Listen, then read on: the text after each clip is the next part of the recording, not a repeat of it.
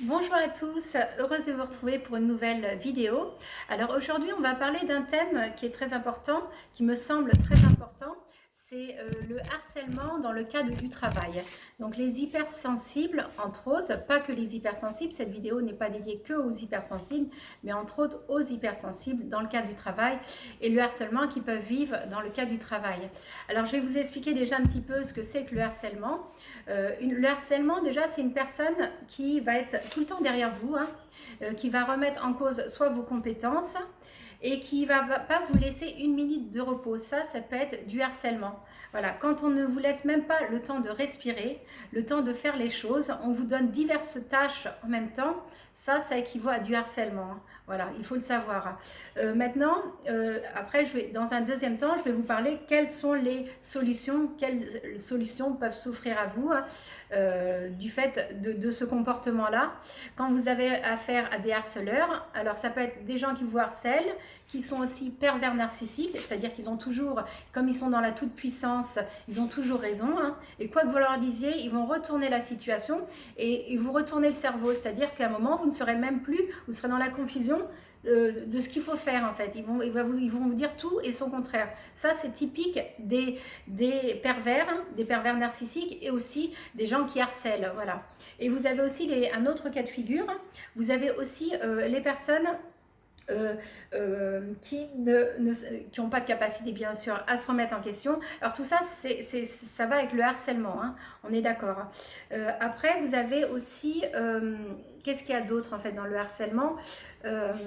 Voilà, on ne vous laisse pas le temps de repos, c'est-à-dire que si vous devez communiquer avec d'autres personnes, avec vos collègues, en fait, c'est des personnes qui vont vous empêcher de communiquer parce que probablement, vous aurez une possibilité d'alerter les autres personnes qu'il y a quelque chose de pas normal.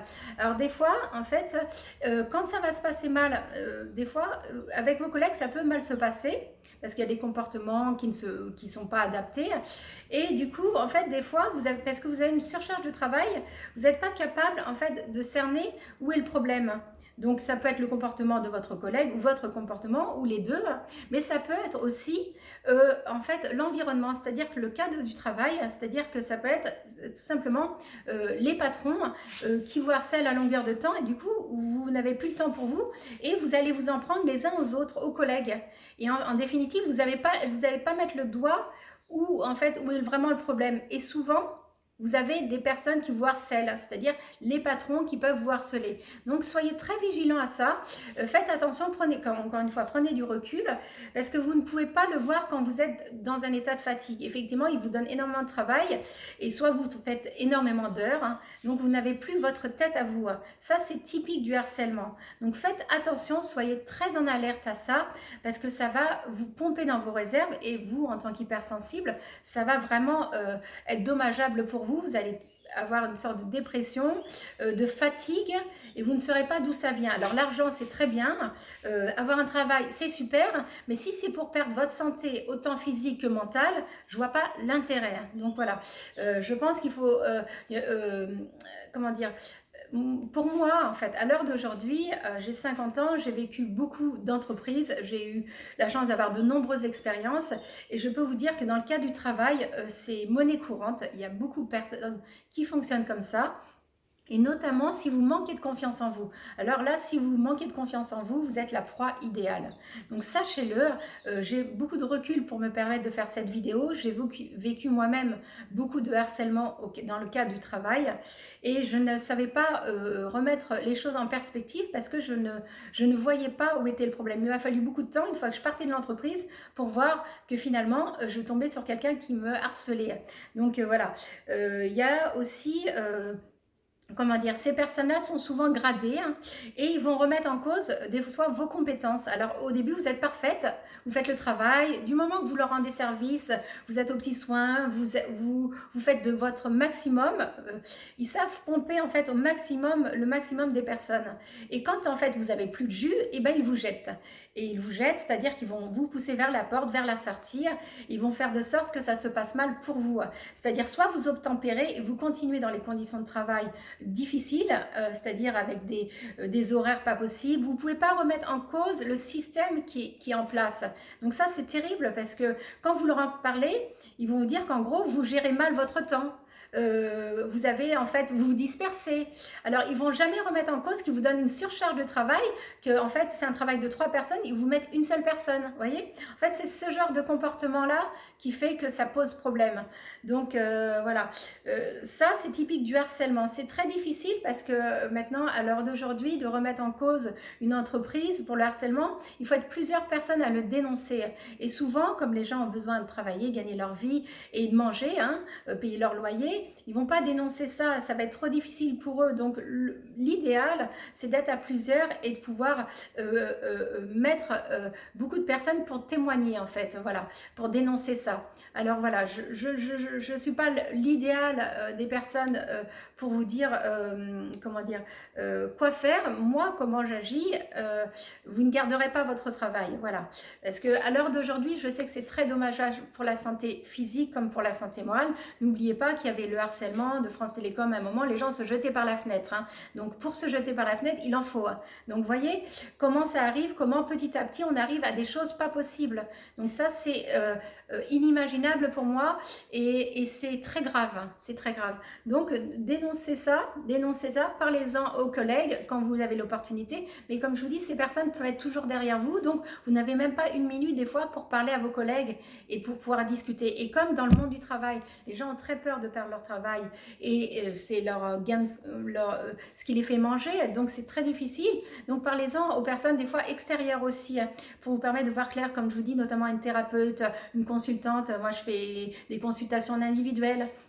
D'ailleurs, je vais mettre en place quelque chose très prochainement, donc qui sera normalement, j'espère, mis en place au mois de septembre pour toutes personnes qui ont des souffrances, qui vivent des souffrances, que ce soit dans leur vie personnelle, en couple ou alors dans leur cadre du travail, enfin toutes sortes de souffrances en général. Donc voilà, ils pourront, en fait, ça sera une association qui permettront, ça vous permettra de parler, de vous libérer, de pouvoir parler de ce qui arrive et déjà de pouvoir en parler, ça va vous permettre déjà d'aller mieux, beaucoup mieux. Voilà. Parce que quand on ne décèle pas, on n'arrive plus à voir. Je vous dis, quand on est dans ce contexte, c'est très difficile de pouvoir mettre le doigt dessus. Ces personnes-là sont très efficaces et ont rodé leur...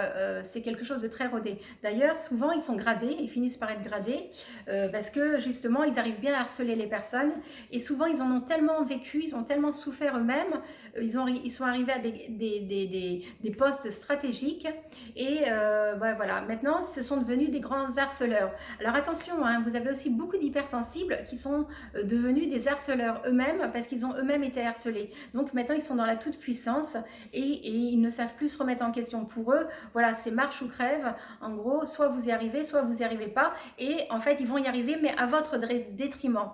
Donc voilà, sachez-le, sachez les reconnaître. Comme on dit, les manipulateurs sont parmi nous. Alors vous avez aussi des spécialistes, des thérapeutes, psychologues, psychiatres, autres, qui sont aussi des manipulateurs. Donc voilà, c'est très difficile. Je vous dis, moi je pourrais vous dire, fiez-vous à votre instinct. Voilà, fiez-vous à ce que vous ressentez, hein, voilà, dans vos tripes, voilà. Et sachez dire non, mettre des limites et ne pas accepter certaines choses, hein, voilà. Quand vous manquez de confiance en vous, malheureusement, vous êtes manipulable. Et moi, je l'ai été pendant de nombreuses années. Maintenant, j'ai fait beaucoup de travail sur moi. J'ai pu repérer beaucoup de comportements et beaucoup de choses dans le cadre du travail, dans ma vie personnelle, où effectivement, ça pouvait être dommageable. Et je dirais que toute personne, j'irais même plus loin, toute personne qui n'est pas affirmée peut aussi manipuler. Hein, voilà.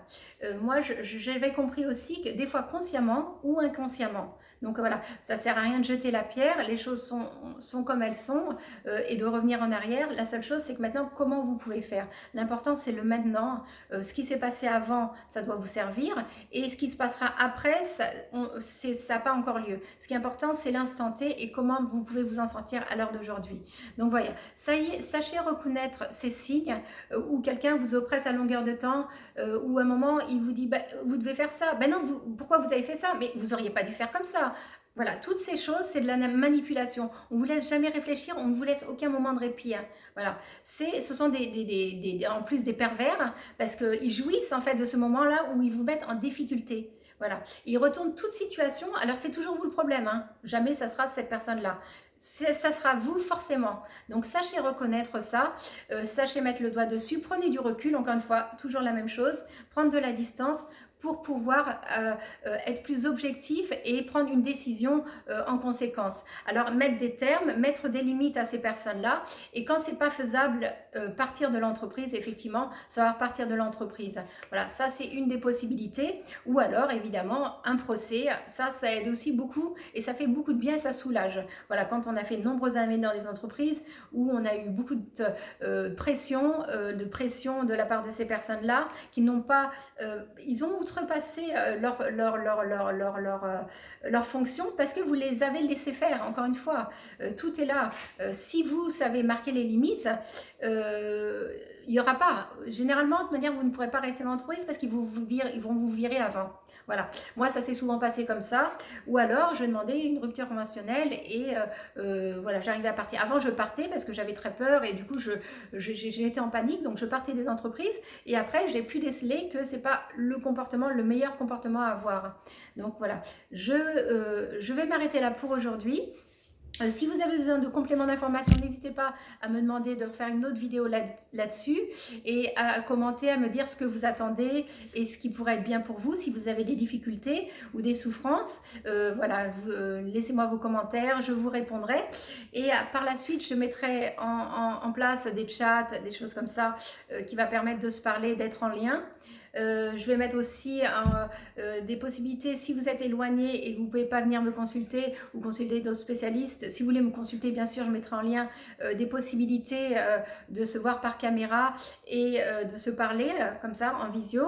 Donc ça permettra voilà, de m'avoir aussi, et des paiements en fait qui se feront à distance, voilà, avec soit PayPal ou d'autres moyens sécurisés. Vous avez aussi cette possibilité-là, mais sachez qu'il y aura cette association dans laquelle vous pourrez venir parler de vos souffrances et comment en fait faire pour en sortir. Voilà, je serai là pour vous aider, vous épauler et vous faire sortir de cette situation-là, et surtout comment avoir des armes pour pouvoir ne pas laisser faire en fait ces personnes-là, parce que c'est dommageable pour votre santé et surtout voilà, il y a des gens qui, je vous dis, qui se suicident et qui arrivent à des choses très très graves, et je veux vraiment pas que ça vous arrive.